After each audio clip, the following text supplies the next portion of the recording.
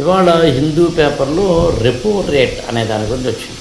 మామూలుగా repo rate అనే పదాన్ని సివిల్ సర్వీసెస్ కానీ గ్రూప్ 1 కానీ గ్రూప్ 2 కానీ ప్రిపేర్ అవుతున్న ప్రతి స్టూడెంట్ వాళ్ళని తెలుసుకోక తప్పదు, ఎగ్జామ్లో రాక తప్పదు. రీపర్చేజ్ రేట్ అంటాం. మామూలుగా మనం బ్యాంక్ వెళ్తే లోన్ తీసుకుంటే బ్యాంకులు మన మీద ఒక ఇంట్రెస్ట్ రేట్ వేస్తాయి, వడ్డీ రేట్ అంటాం. దాన్ని బ్యాంక్ రేట్ అని కూడా కొంతవరకు అనొచ్చు. సరే, దానికి ఇంట్రెస్ట్ రేట్స్ వేరే పదాలు ఉన్నాయి.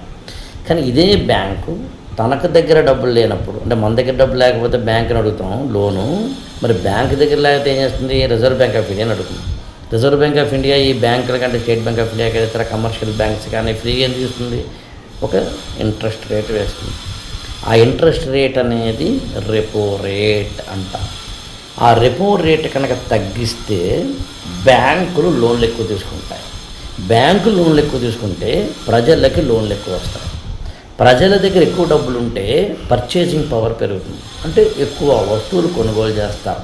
వస్తువులు ఎక్కువ కొనుగోలు చేస్తే మనం టూత్పేస్ట్లని, షాంపూలని, ఇవని అవని, సెల్ ఫోన్లని కొన్నప్పుడు ఈ కొనడం ద్వారా ఆ యొక్క వస్తువులు మనం కొంటున్నాం, జనం కొంటున్నారు కాబట్టి ఆ వస్తువుల ఏమంటామంటే ప్రొడక్షన్ పెరుగుతుంది, అంటే ఇండస్ట్రీ బాగుపడుతుంది. ఇండస్ట్రీలో ఉన్న కార్మికులకి శాలరీలు వస్తాయి. శాలరీలు కార్మికులకు వస్తే వాళ్ళు మళ్ళీ మార్కెట్లోకి వెళ్ళి వస్తువులు కొనుక్కుంటారు. బట్టలు, పండ్లు, కూరగాయలు, టూత్పేస్టులు అనేకం కొనుక్కుంటారు. టీవీలు, ఫ్రిడ్జులు, ఇళ్ళు, కార్లు, బంగ్లాలు, విల్లాలు అన్నీ కొనుక్కుంటారు.